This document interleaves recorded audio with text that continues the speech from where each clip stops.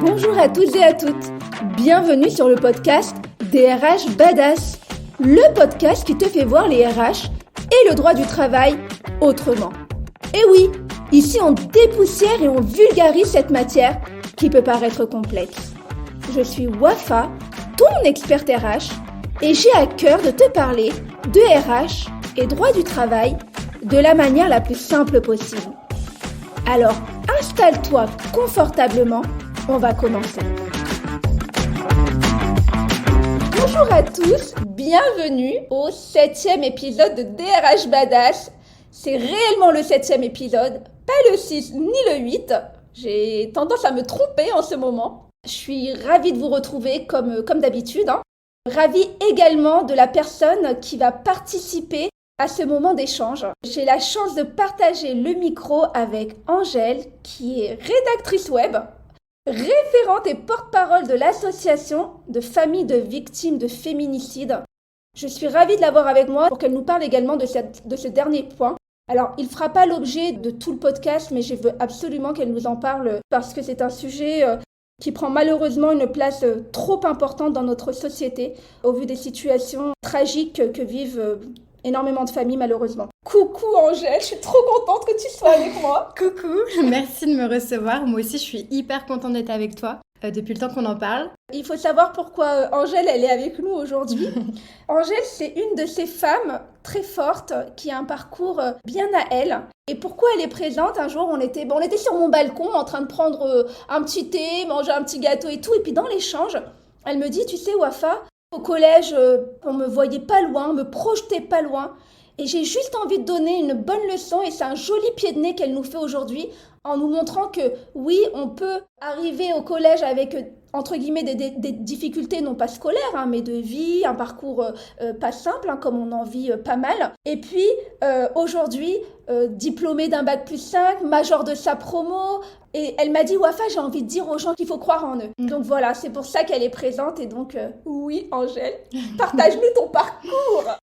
Je pense déjà quand j'étais enfant, j'étais un petit peu, on va dire, hors norme. C'est-à-dire que je me sentais pas un enfant comme les autres dans le sens où je sentais bien qu'il y avait des normes sociales auxquelles moi, dans lesquelles je me retrouvais pas forcément. Je jouais tout le temps avec un garçon, je jouais jamais avec les filles aux jeux qui sont attribués aux filles. J'étais tout le temps avec un garçon qui faisait les 400 coups, qui faisait plein de bêtises, qui me faisait rire. On inventait nos propres jeux, on était hyper créatifs et je pense que déjà j'avais un petit côté subversif en fait dès l'enfance et un côté aussi transgressif. J'ai pas aimé l'école parce qu'il y a un côté un peu un système très cadré et moi je pense que j'avais besoin déjà de sortir du cadre et je savais pas qu'on pouvait sortir du cadre. Ça c'est à la fac ensuite que je l'ai appris. Après j'étais pas une mauvaise élève quand j'étais en CM2, début de 6e et tout ça, j'étais pas une mauvaise élève. Je suis devenue mauvaise élève à ma 5e. Qu'est-ce qui a fait que ça a basculé à ton avis? Je suis pas tombée forcément sur les bonnes personnes aussi. Puis ça s'est très vite vu dans mon parcours scolaire. Et puis moi, comme j'ai dit tout à l'heure, j'étais déjà très transgressive. J'avais besoin de transgresser, de sortir du cadre. Et je pense qu'aussi parce que je suis dans un environnement de base où j'ai grandi dans une famille très cadrée. Plus on interdit des choses aux enfants, plus les enfants ont tendance à vouloir sortir du cadre et à transgresser. Et c'est ce qui s'est passé pour moi. Je pense que j'ai pas eu le bon cadre déjà pour réussir scolairement parce qu'en fait quand j'allais à l'école c'était essentiellement pour faire des bêtises, m'amuser, rigoler. Moi mes résultats ils ont commencé à baisser significativement à partir de la 4e, 5e. Et puis à partir de ce moment-là, j'avais tendance à faire le mur, faire pas mal de bêtises, me faire virer de cours. Et à me complaire en fait dans ce côté rebelle que j'avais développé et parce que j'aimais ça en fait. Tu avais ce besoin de liberté parce que tu parles beaucoup du cadre. Comme tu avais le cadre déjà à la maison, tu l'avais en plus à l'école, c'était peut-être un trop pour toi. Ouais. Pourquoi tu as travaillé à la fac? C'est parce que cette liberté, on nous la donne. Oui, exactement. Alors contrairement à beaucoup où on a besoin, quand on a fait le collège, bon élève, scolaire, etc., la fac, c'est un peu compliqué. Ouais. Toi, tu t'es retrouvée Moi, là-dedans. c'est l'inverse. C'est l'exact inverse. C'est qu'en fait, j'étais malheureuse au collège. Du coup, j'avais été renvoyée de plusieurs établissements. Mes parents avaient choisi de me mettre en internat. C'était pire. J'étais une peste avec les gens. J'étais méchante. À l'internat, j'avais enfermé une pionne dans sa chambre. Mais aujourd'hui, je me dis, mais en fait, ce que j'ai fait, c'est horrible. Et si je la recroisais, cette femme, je voudrais m'excuser parce qu'en fait, il y a tellement de choses comme ça que j'ai faites. Mais voilà, oui, en fait, je suis d'accord avec toi. Moi, ce qui m'a donné une liberté, c'est justement de sortir du cadre et d'élargir en fait les possibilités que j'arrivais pas à voir. Et aussi les profs, les personnes sur qui on tombe, ça compte énormément parce que j'ai très mal vécu cette période internat, tout ça. Et puis au final, quand je suis arrivée dans un lycée qui a accepté de me donner ma chance, là, je suis tombée sur une prof au bout de la 2e année, je crois, sur une prof formidable qui m'avait... parce que moi, souvent, on m'avait dit, t'auras pas ton bac, t'auras pas ton brevet, etc. Et je suis tombée sur une prof qui s'appelle Madame Diaz. Cette femme-là, elle a tout changé pour moi. Elle me disait, tu vois, les fiches de vocabulaire que tu fais, c'est super. En gros, personne fait ça. Ça veut dire que t'as vraiment envie d'apprendre et tout ça. Juste le fait de dire ça, sachant qu'on m'avait jamais parlé comme ça, dans son cours à elle, je travaillais énormément, ouais. Parce que tu as senti qu'elle voulait te donner de la valeur et Exactement. surtout te donner ta place au sein de la classe, au sein donc du lycée et au sein de la société. Et il suffit d'une personne pour faire changer les choses. Il faut apprendre à valoriser les enfants en fait, à leur dire ok tu t'es trompé, c'est pas grave, mais t'as vu, t'as réussi à faire ça, et puis t'inquiète pas, je vais t'aider pour le reste. Et t'as totalement raison quand tu dis cette prof, elle a su me donner de la valeur. Souvent, on est très bon dans les matières où les profs font attention à nous, Et oui. où ils nous apportent et ils nous écoutent. Et on n'a pas envie, comme tu as dit, de les décevoir. On n'a vraiment pas envie de ça et donc on travaille. On peut transposer la situation scolaire à la situation professionnelle. Quand on a des managers qui nous font confiance, quand on a des managers qui nous écoutent, on a rarement l'envie de les trahir, qu'ils soient déçus ou qu'à un moment donné ils se disent bah mince on n'aurait pas dû lui faire confiance et ils se sentent un peu trahis. D'où l'importance de valoriser. Dans notre petite culture bien française, on aime bien dire quand ça ne va pas et rarement dire quand ça va. Et cette prof, elle a vu ta fiche et elle s'est dit mais elle fait des choses super, il faut lui dire pour qu'elle avance. Il faut lui dire pour pas qu'elle se sente moins bien que les autres. Parce que souvent, un enfant qui est timide, qui n'ose pas participer, il a l'impression qu'il n'a pas sa place. Un jour, Madame Diaz, elle est venue me voir. Elle m'a dit, toi, tu restes à la fin de mon cours. Elle avait un truc à me dire. Elle m'a dit, en fait, je voulais juste te dire que t'es la plus belle réussite de ma carrière. Un truc comme ça. Et j'ai pas les mots exacts, mais je crois que ça m'a marqué cette phrase parce que tout ce qu'elle disait, en fait, je buvais ses paroles. Elle avait dit en classe, surtout n'hésitez pas à faire un Erasmus quand vous serez dans des études supérieures, etc. Et moi, je m'étais dit... Déjà, je l'admirais en fait pour tout ce qu'elle avait fait dans sa vie, parce qu'elle nous racontait sa vie. Et je trouve ça super important que les profs racontent leur vie, parce qu'on peut se reconnaître, parce qu'on peut s'en inspirer en fait. Et puis ça les met au même niveau quelque part que nous. Oui. On les déifie pas, on les diabolise pas, on fait pas quelque chose de sacré d'un prof. Non, ils ont une vie, des expériences. Et puis ça donne un exemple. Et des envies aussi peut-être. Ça fait naître des passions. Exactement. Et c'est pas tombé dans l'oreille d'une sourde, puisqu'en fait, par la suite, j'ai fait un Erasmus sur ma 2e année de licence, ou ma 3e année de licence, je crois.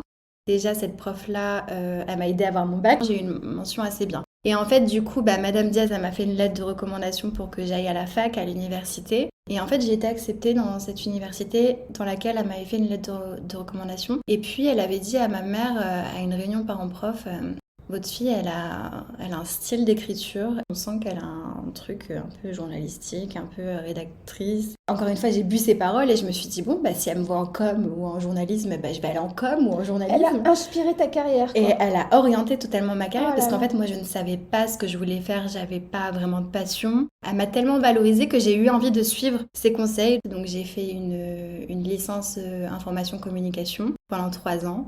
Et je savais même pas qu'on pouvait faire de la sociologie de la communication. En fait, c'est des disciplines dont j'ignorais l'existence. Je savais pas qu'on pouvait faire des cours de politique, des médias, critique des médias, je savais pas. Je savais même pas qu'on pouvait, dans une fac, critiquer l'ordre établi, critiquer les médias, critiquer le cadre, en fait. Celui qu'on t'avait imposé quand t'étais enfant, quoi. Voilà, et je savais pas qu'on pouvait sortir du cadre parce qu'en fait, je me faisais l'image de l'université. Je pense que j'avais un peu le cliché dans la tête du prof sur l'estrade et puis nous dans l'amphithéâtre, voilà. Quand je suis arrivée à Paris 8, j'ai retrouvé une salle de classe classique comme au lycée, des Madame Diaz partout et je veux dire des profs super incluants, bienveillants en fait, pour qui notre opinion est importante ou en tout cas nos idées sont importantes. Alors c'est peut-être la matière qui veut ça également. Elle avait vu juste cette prof, elle a vu que cet environnement tirait bien. Alors oui, tu avais ces Exactement. facilités d'écriture, tu avais ce don, hein, parce que c'est un don, on ne l'apprend pas à l'école, mais je pense aussi qu'elle avait compris ce dont tu avais besoin. J'avais pas pensé à ça. Là, avec du recul, oui, peut-être qu'elle a senti que bon, voilà, il y a les qualités rédactionnelles d'une part, mais il y a aussi mon caractère, Mm. ma personnalité. Et du coup, ouais, quand je suis allée à l'université Paris 8, bah, c'était un nouveau monde et on se nourrissait des différences de nos parcours. Pour moi, c'était une richesse dans chaque rencontre, en fait. Chaque étudiante que je rencontrais était une source d'inspiration. Et puis, c'est là que j'ai connu aussi l'univers associatif, toutes les associations qu'il y avait dans cette université-là. C'est la fac qui m'a donné du sens à ma vie et à ce que je faisais, ce que j'avais envie de faire et à sortir encore une fois du cadre dans lequel j'étais un peu enfermée, quoi. Le fameux cadre scolaire et puis le cadre familial, hein, ce que tu Mm. nous expliquais, malheureusement les cadres familiaux où on impose quelque chose à l'enfant. On commence à s'ouvrir aujourd'hui, nos enfants arrivent à nous parler, on laisse cette place à l'échange et à la discussion, donc on arrive à avancer. On a encore du travail, je pense, hein, contrairement à d'autres pays comme les États-Unis, l'Allemagne, hein, où ils favorisent ça. Tout ce qu'on nous apprend à l'école, tout l'enfermement de l'enfant à l'école, il évolue et au sein de l'entreprise, on voit malheureusement ces schémas à l'identique. Ça se répète, ça se reproduit. L'enfant qui était enfermé et qui n'a pas eu la chance de rencontrer une Madame Diaz, eh ben, il se retrouve souvent en entreprise à ne pas savoir quoi faire ni comment s'intégrer. Et souvent, le bon élève, c'est celui qui a avancé, qui a réussi, qui prend un poste à responsabilité, mais qui n'est pas dans cette empathie, dans cette écoute, parce que son parcours a été linéaire et fluide. J'ai envie de dire tant mieux, et c'est génial pour ces personnes-là. C'est pour ça qu'à l'école, on a quand même ce besoin d'ouvrir le champ des possibles à nos enfants, mais pas que le champ des possibles au niveau professionnel et social, sa place dans la société, mais aussi au niveau humain et les ressentis, les émotions. Les professeurs d'aujourd'hui font partie de ta génération, de ma génération, donc on commence déjà à... Il y a des barrières qui se lèvent tout doucement. Et c'est intéressant justement de parler du côté humain parce que dans l'apprentissage que j'ai fait des sciences sociales, justement, il y a cette dimension humaine. Il y a les sciences humaines, les sciences sociales. Et il y a cette dimension humaine parce que quand on étudie la sociologie de la communication, on étudie l'humain en fait. Ça ramène beaucoup plus d'humanité dans le côté scolaire. Et moi, j'ai commencé à aimer vraiment l'école à la fac. Parce qu'on t'a apporté cet aspect Oui, humain, science de l'être, des personnes dans la société, comment les gens s'imbriquent, qu'est-ce que les uns peuvent s'apporter par rapport aux autres. Et c'est ça qui est passionnant. oui, Parce qu'au final, regarde, là, on est en train d'échanger, on s'apporte mutuellement. oui. Et puis on va donner aux autres. Le but, c'est de donner, c'est de partager. Et ça, à la fac, c'est vrai qu'on a tendance à plus l'avoir et l'apprendre.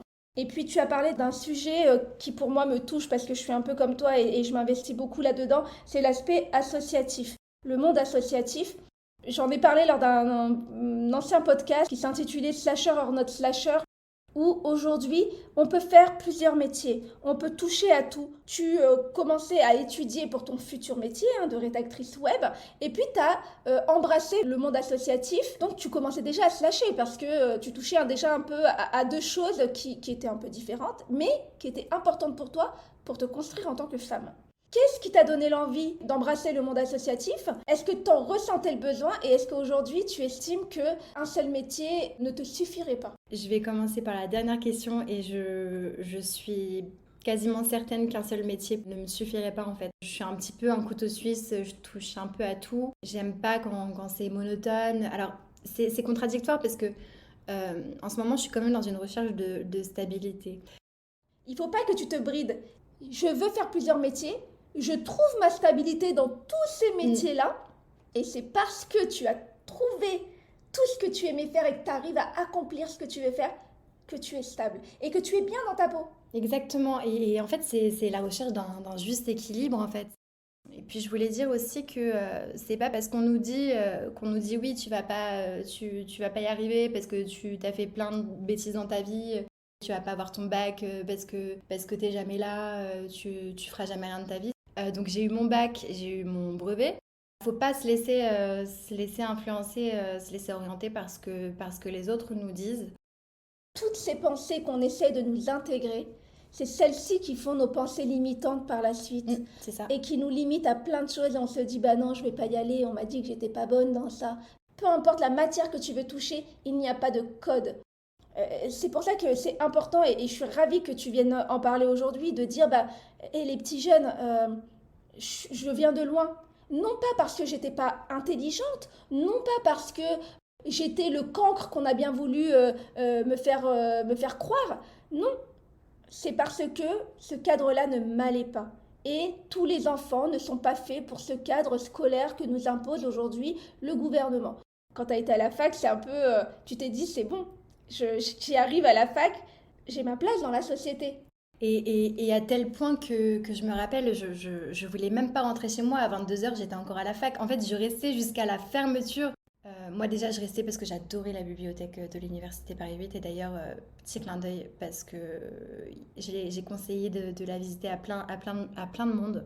C'est, je crois, la plus grande bibliothèque universitaire d'Europe. Et c'est un cadre... C'est marrant, je parle de cadre encore. Mais c'est, je veux dire, un environnement dans lequel je me sens heureuse, je me sens complète, je me sens en sécurité, entourée de tous ces livres, tout ce savoir. Alors pourtant, je détestais lire avant parce qu'on m'imposait voilà, des livres, les classiques, etc. Quand j'ai commencé à étudier sur des sujets de société et à comprendre que ça pouvait constituer une science à part entière, une science sociale, là, pour le coup, l'apprentissage, l'école avait du sens pour moi. À la fac, nous, on avait plein de sujets comme ça et on devait en choisir.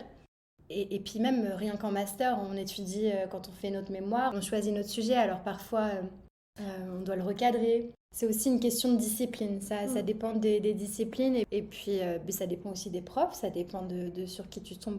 Après, est-ce que la fac, est-ce qu'elle t'a donné la main quelque part pour arriver dans le monde professionnel et te sentir aligné avec toi, tes envies, tes attentes, et ne pas être quelque part, je vais pas dire déçu, pas en équilibre. Voilà, parce que souvent dans la vie professionnelle, tu prends un métier, tu dis, ah, je m'attendais pas à ça quand même.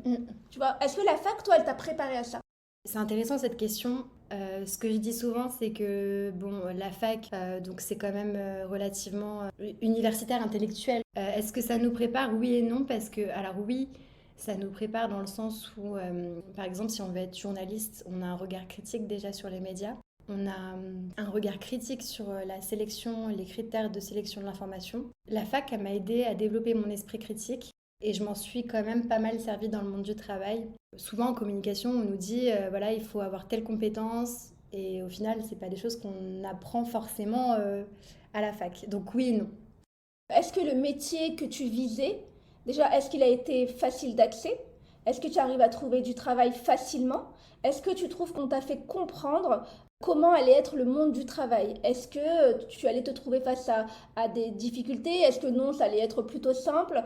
Est-ce que ce métier-là, tu ne le fantasmes pas? Est-ce que tu ne le projettes pas de manière un peu trop idyllique?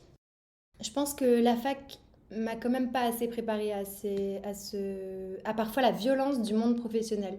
Je trouve que l'accompagnement, et c'est ce que j'expliquais moi quand je vais avec mes petites fiches pour aller démarcher les écoles, je leur explique qu'il y a un trou dans la raquette. Pour moi, il y a un vrai trou dans la raquette, et moi je l'ai ressenti quand j'étais en école. Malgré l'enseignement de qualité, on vise un métier, puis arrivé dans ce métier, on se dit, bah mince, je le voyais pas comme ça ce métier. C'est pas vraiment ce que je voulais faire. Je trouve qu'il nous manque quelque chose, c'est vraiment ce fameux coaching des élèves. Je pense qu'il est urgent aujourd'hui de coacher directement dans les grandes écoles. Parce que je suis persuadée que le coaching des étudiants ne doit pas être mis de côté. Il faut absolument que nos étudiants apprennent à se connaître. Parce que quand on se connaît, on se fait confiance dans nos choix. On n'a pas peur. Et puis quand on se fait confiance et on se connaît, on contrôle les choses. Ce que je propose avec Glow Up Carrière, c'est vraiment cette méthode des 3 C. Quand on a ces 3 outils et qu'on les a intégrés en toute conscience, on peut faire des choix, ne pas avoir peur également de changer demain. On n'a pas peur de se dire, au final, c'était pas fait pour moi. Ok, je l'ai compris. Maintenant, je peux bifurquer vers autre chose. Il y a des choses dans l'école qui nous manquent et qui nous projettent pas notre vie professionnelle. Le monde associatif a été un tremplin pour comprendre tes besoins, tes envies et quelque part à être aligné. Ce qui m'a attirée, c'est le sens en fait que je donnais à mon travail. D'être rémunérée pour quelque chose qui m'animait et où je me sentais utile en fait. J'ai besoin de me sentir utile. Je suis amenée en tout cas dans la FVF à lier en fait mes compétences à tout ce que j'ai appris par rapport à mes qualités rédactionnelles à cette cause. Ça m'arrive par exemple de gérer les réseaux sociaux, de faire un peu de community management. En off, je fais quand même pas mal de lettres au procureur. Donc j'arrive à lier en fait mon travail, ce que j'ai appris et ce que j'aime faire, à mes valeurs et à une cause qui a du sens pour moi. Ça, pour moi, c'est un vrai bonheur de pouvoir faire ça parce que je me sens utile. J'ai développé des compétences qui sont utiles dans le monde associatif. Donc là, tu as utilisé ton métier de rédacteur web pour le monde associatif et donc tu as réussi à aligner par toi-même ton métier aux valeurs qui te tiennent à cœur.